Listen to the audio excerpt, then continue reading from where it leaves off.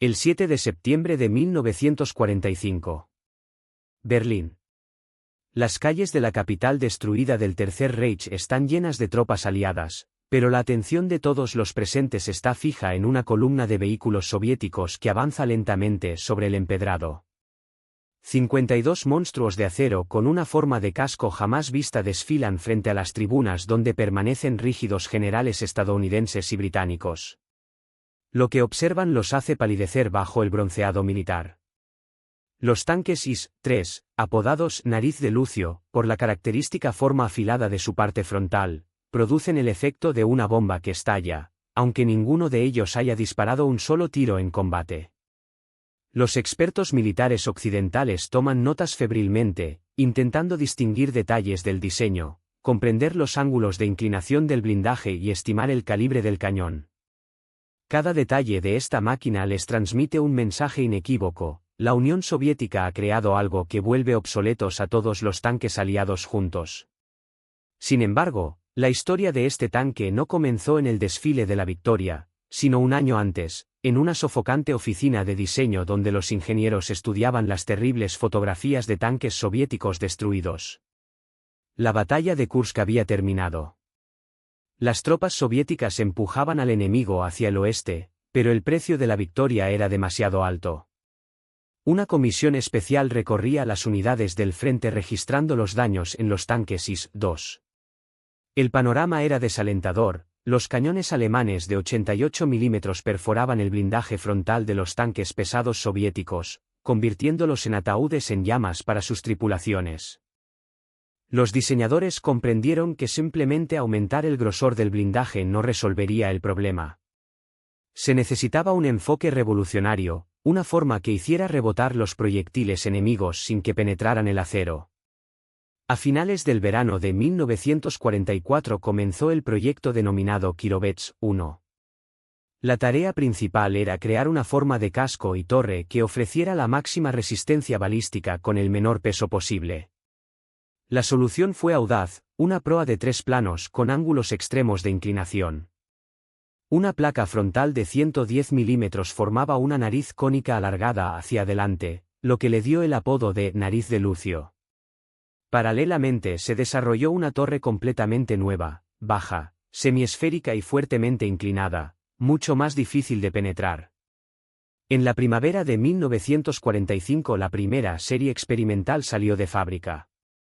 Ante los militares apareció una máquina que parecía llegada del futuro: perfil bajo, silueta aerodinámica, torre aplanada y un poderoso cañón de 122 mm modelo de 25T. El tanque pesaba 46 toneladas, alcanzaba hasta 40 km por hora y transportaba 28 proyectiles de carga separada. El destino quiso que llegara demasiado tarde para el combate en Europa. Pero el mando soviético decidió presentarlo en Berlín. El efecto fue inmediato. Los observadores occidentales comprendieron que estaban ante un diseño revolucionario. El blindaje inclinado ofrecía una resistencia equivalente extraordinaria. La torre giraba sobre un anillo de casi 2 metros. El cañón podía elevarse y descender permitiendo combatir en distintos terrenos. La tripulación de 4 hombres disponía de mejores dispositivos de observación periscópicos. El armamento incluía un cañón de 122 mm capaz de perforar hasta 160 mm de blindaje a 1000 metros. Se complementaba con una ametralladora coaxial de 7,62 mm y una ametralladora antiaérea de 12,7 mm en la torre. El motor era un diésel de 12 cilindros en V modelo B11 de 520 caballos de fuerza, con autonomía aproximada de 340 kilómetros. El sistema de refrigeración y calefacción permitía operar en condiciones extremas.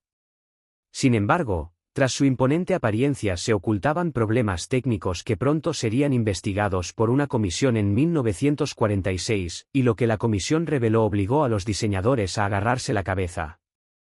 Los motores fallaban con una regularidad alarmante.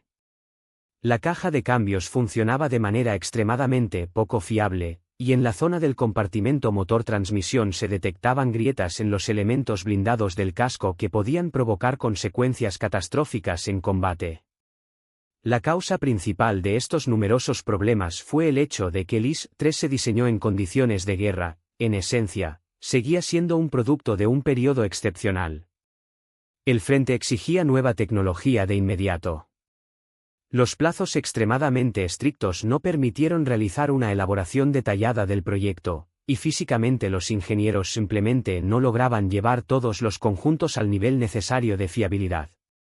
Muchas soluciones técnicas, incluidas algunas poco acertadas, fueron tomadas ya hechas del IS-2, y los nuevos componentes con frecuencia no pasaban suficientes pruebas antes de ser lanzados a la producción en serie. Como resultado, todos los tanques fabricados tuvieron que someterse a una modernización a gran escala dentro de un programa especial destinado a la eliminación de defectos de diseño. Los ingenieros trabajaron día y noche intentando corregir las fallas detectadas, pero, a pesar de todos los esfuerzos, no consiguieron llevar las máquinas al nivel exigido de requisitos operativos.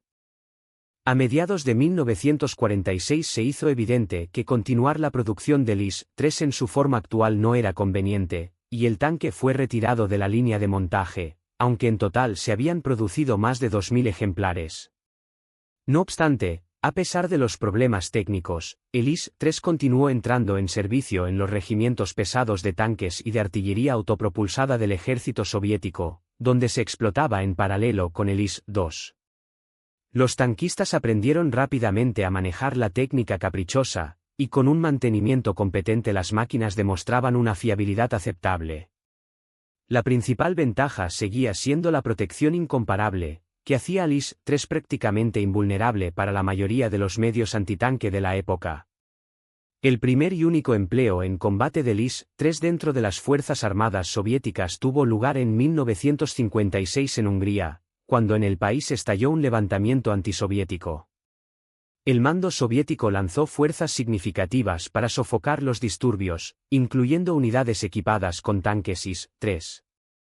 Los tanques atravesaron las calles de Budapest, aplastando focos de resistencia y demostraron su eficacia.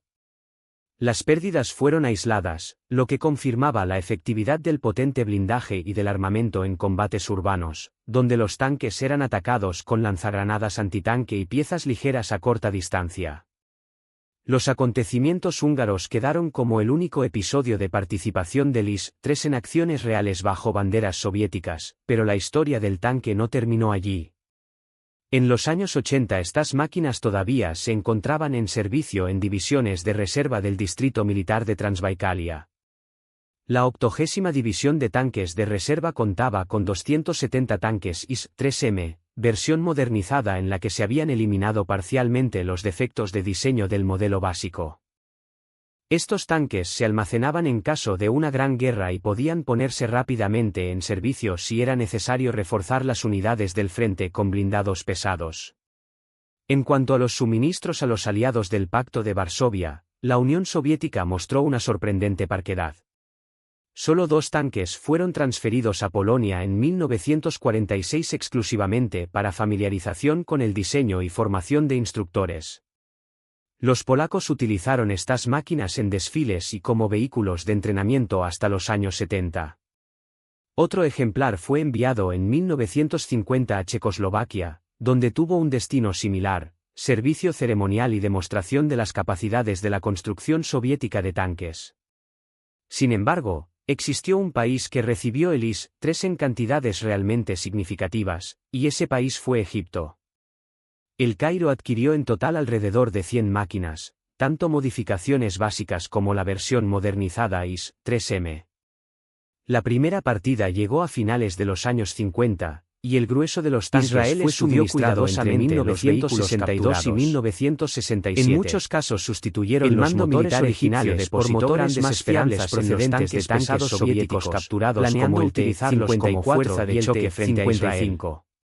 Cuando en 1967 estalló la guerra de los 6 días, y durante la guerra de desgaste de primera vez en combate real con tanques occidentales modernos fueron convertidos en posiciones de fuego estáticas a lo largo del canal de Suez. Fue catastrófico. También la Corea del Norte recibió una cantidad considerable de estos tanques en los años 60. La guerra adquirió un carácter se mantuvieron como instrumento donde la velocidad frente a Corea del Sur y las fuerzas estadounidenses cualidades de las que la península carecía. Para comienzos de los años 70 quedó claro que la era de los tanques pesados estaban mejor preparadas. El IS-3 fue retirado progresivamente del servicio activo, aunque muchos permanecieron almacenados durante años. Incluso en la guerra del Yom Kippur de 1973 Egipto todavía conservaba un regimiento equipado con IS-3, aunque no existen datos confirmados sobre su empleo en combate. La historia del IS-3 demuestra cuán contradictorio puede ser el destino de una máquina de guerra. Creado como la cúspide del pensamiento ingenieril en tiempos de guerra, con una construcción revolucionaria y una apariencia imponente, no logró realizar plenamente su potencial en el campo de batalla. Llegó demasiado tarde para la guerra para la cual fue concebido. Sin embargo, su impacto psicológico y técnico fue enorme. Influyó decisivamente en el desarrollo posterior de los carros de combate en todo el mundo. Hoy los ejemplares conservados pueden verse en museos militares de distintos países, donde ocupan un lugar de honor entre las máquinas legendarias del pasado.